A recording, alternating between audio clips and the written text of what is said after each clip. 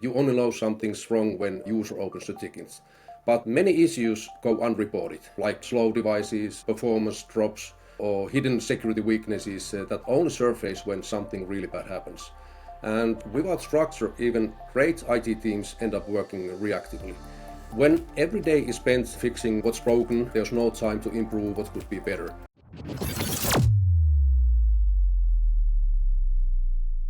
Today, IT leaders are under more pressure than ever. They're expected to keep employees productive, stay compliant and secure, and manage environments that are growing more complex by the day, all while working with limited resources. To get a broader perspective on these challenges, I'm today joined by Applixure CEO Harri Turtiainen.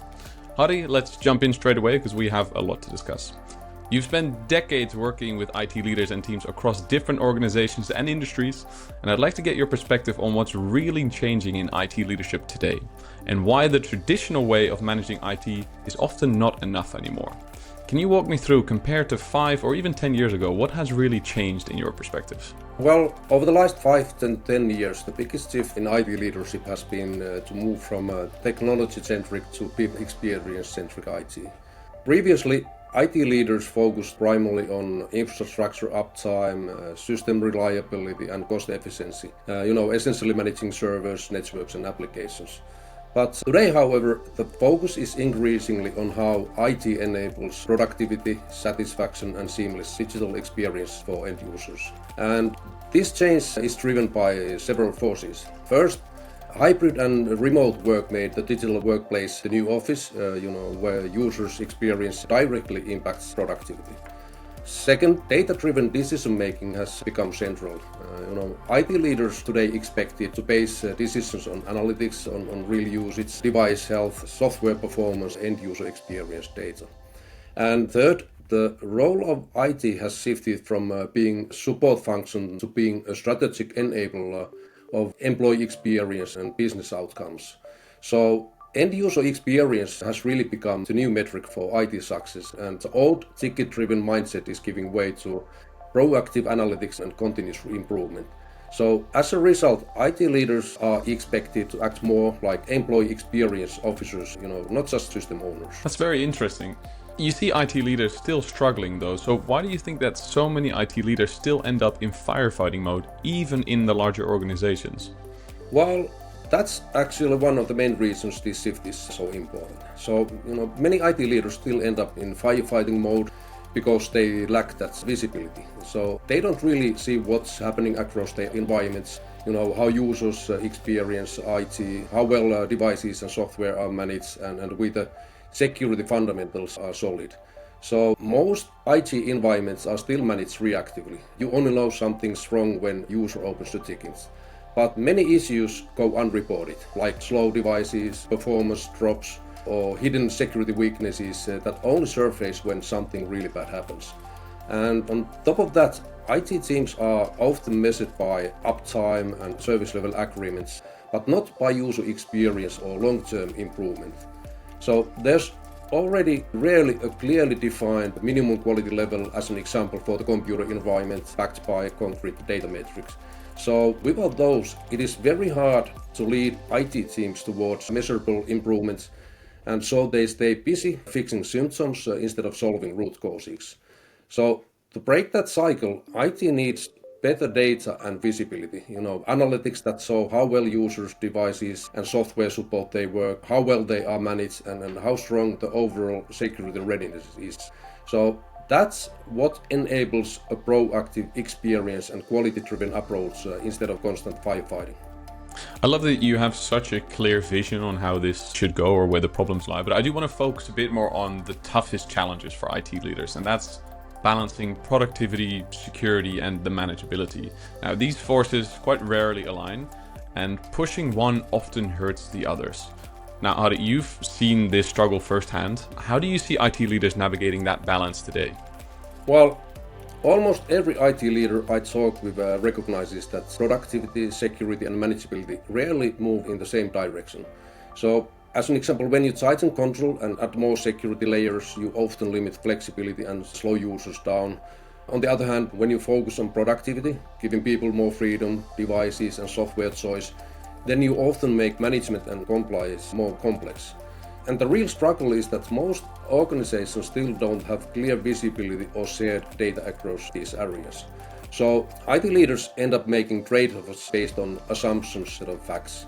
For example, they might assume that the devices are secure and well managed, but until a security audit or performance drop says something else. And also many IT leaders that I have spoken with are from mid-sized organizations, where the expectations are the same as in large enterprises, but the reality is that these teams are much smaller, they operate with much tighter budget, so they have to achieve a load with these limited resources. And also productivity, device and software health and security are often tracked in separate tools. So IT leaders end up making trade-offs reactively, often based on support tickets or gut feeling rather than concrete data. So organizations that are handling these best, the ones using data analytics and visibility tools to bring these areas together. And that's really the only way to balance them proactively, not reactively. So that transition you highlighted is quite interesting. Why is this balancing act harder now than it used to be maybe 5 or 10 years ago? Well, it's harder now because IT landscape has become much more complex, while the resources in use haven't necessarily grown to match that complexity. And 10 years ago, most people worked in offices on company-managed devices, but today employees are hybrid or remote. They are using multiple devices, they are using SaaS applications, they are working in home networks, and IT teams don't fully control those environments anymore. So even smaller teams have to manage hundreds or thousands of endpoints. They need to keep the security baselines in place, ensure people stay productive, all while keeping costs down. And add to that the rising pressure from cyber threats and compliance requirements. And it is clear why the balancing act feels tougher. And that's why visibility and data-driven decision-making have become so critical. They really help IT teams manage environments effectively and get the balance right. I actually want to come back a little bit to the firefighting, because eventually this is what a lot of IT teams struggle with. They spend most of their time firefighting, reacting to issues instead of preventing them. But leadership requires a shift to structure and clarity. So, Harri, why did we feel it was important to create a leadership framework instead of just more technical best practices? Well, the shift from firefighting to structured IT leadership is crucial because without structure, even great IT teams end up working reactively. When every day is spent fixing what's broken, there's no time to improve what could be better. So leadership in IT isn't about reacting faster, it's about creating clarity. This means defining what good IT actually looks like, setting measurable goals and aligning team around these shared metrics. And that is exactly why we felt it's important to create a leadership framework. The technical side of IT is mature. We already know how to deploy devices, how to patch systems and secure networks. But the real gap is in how IT teams lead and measure success. Many organizations still don't have a clear baseline for the quality of their IT environments, and without metrics, you can't tell whether things are going better or worse, which leads to a situation where you only react when users complain. So, leadership framework gives IT teams a shared structure. It defines what should be measured. It also creates transparency and accountability, so everyone knows where they stand. And this helps IT teams to prioritize their work task instead of firefighting. Now that's a quite clear approach, but I guess what viewers are also interested in, what difference have you seen in IT teams that adopt this structured, metrics-driven approach versus the teams that don't do this? Well, the difference is night and day. The teams that use structured, metrics-driven approaches move from reactive to proactive. They know where they stand, what's improving, and what needs attention next. Their conversation shift from opinions to facts, from what we think to what we know. And that builds trust with both business and end users. And these teams also see moral improvements. When people can measure progress and they can show the impact, the work feels more meaningful rather than endless firefighting. And in contrast, teams without structure often stay stuck in the same cycle, fixing symptoms and constantly under pressure without a clear sense of progress. I actually want to make a bit of a leap here to some conversations we've had outside of this interview, is that you always say you cannot lead what you cannot see. I find that quite strong. So real-time data gives obviously IT leaders clarity and confidence in their decision. But what happens when leaders don't have this visibility, and how does this change their ability to lead to begin with? Well, when IT leaders don't have visibility, they lose control of the narrative. They are forced to lead based on assumptions, support tickets, or what's the loudest problem of the day, not on facts. So, without data, IT becomes reactive. Teams fix what's visible instead of what's really impactful. And leaders can't clearly explain to the business how IT is performing or where the real bottlenecks are. So, the lack of visibility also hurts credibility. It's really hard to make decisions or justify investments without data to back them up. And with visibility, everything changes. So you can prioritize with confidence, you can show measurable progress, and you can lead conversations around value rather than just cost. There's opportunities there, and that's like obviously very important, but I actually want to zoom in a bit on the risks. So what are the risks when IT leaders don't have clear visibility into their environment? Well, I think the biggest risk is in blind spots. When you can't see what's happening across your environment, problems stay hidden until they, become major incidents. It is a security problems, a device performance issue, or a drop in user productivity and satisfaction. And you also risk wasting resources on the wrong priorities because you don't know where the real pain points are. So for IT teams with limited capacity, those blind spots, they can be really costly, time and trust. So lack of visibility means that you are always one step behind instead of one step ahead. So let's say you have that visibility, you now have this data. How do you see IT leaders change the way they lead and not just manage with this data? Well, data fundamentally changes IT leadership because it gives clarity, it gives confidence, and it gives credibility. So management is about maintaining systems, and leadership is about improving outcomes and reaching the results. And with the real-time data, IT leaders can finally see the full picture. How technology truly performs for users, how secure and well-managed environment is, and where improvement has the most impact. All right, let's jump a little bit to let's call it the leadership side of things, because, the content that we're creating now is that we believe that IT leaders need more than technical skills to succeed in their role. So it's also about the people. Now, engineers often move into leadership roles without preparation for the human side. You have a lot of experience here. What qualities have you seen in a successful IT leader that go beyond the technical skills? I think what often separates successful IT leaders from others isn't just people skills. It's their ability to bring structure, purpose, and clarity into the human side of IT. Many IT organizations have talented people and good intentions, but they operate without clear enough framework. And there's often no clearly defined purpose for end-user IT. So why it exists, what success looks like, and how progress should be measured. So, Harri, what have you seen from successful IT leaders that others can learn from? Well, the most effective leaders I've seen start by defining that purpose. What is IT's role in enabling people to succeed in their daily work? From there, they set targets and measurable metrics that make improvement visible. Not just in systems, but in how well those systems support the organization.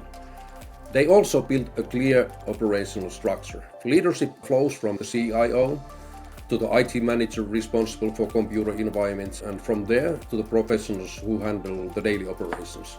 So everyone understands their responsibility and how their work connects to the bigger goal. And that structure gives meaning to individual effort because people can see what they do really matters. The other piece is communication and trust. Great leaders communicate that structure clearly. They make data transparent and create an environment where people are encouraged to improve rather than just maintain.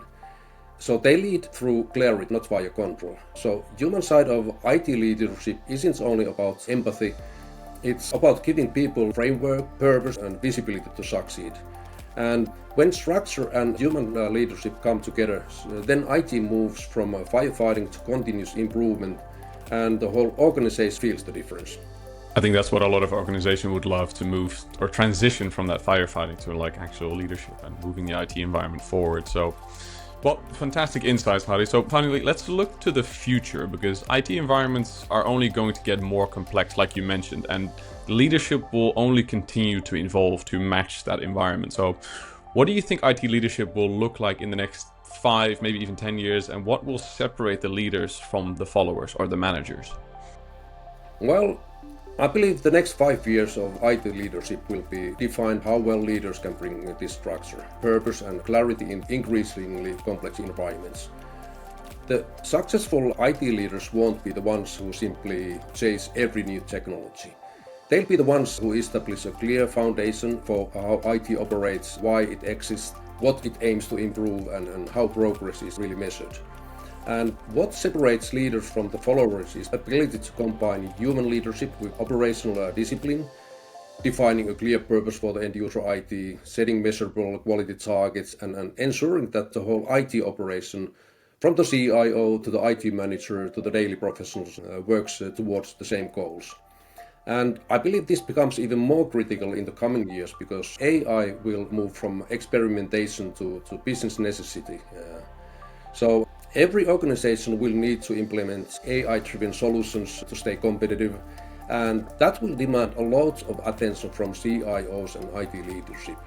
And when that happens, IT leaders who have already built structure and clarity in how their computer environments are managed will be at a huge advantage. A well-structured, self-steering IT operation frees leadership time and resources for those business-driven AI initiatives. It really ensures that while the CIO focuses on strategic AI adoption, the foundation still continues to run and improve reliably. So over the next 5 years, the difference between leaders and followers won't be who adopts AI first, but who has built the clarity and operational maturity to support it. So those who combine structured IT management with strategic leadership will take IT to the next level. That's fantastic. Thank you so much, Harri. That's been super insightful. It's been nice to look inside your head and see all the knowledge that's there related to this topic. So thank you very much. If you've enjoyed this interview, please make sure to follow us on LinkedIn and YouTube, and also make sure to follow Harri himself on LinkedIn, which will pop up on the screen now. And otherwise, if there's any questions or comments, please let us know in the comments. And otherwise, Harri, thank you very much for your time, and let's catch you guys on the next one.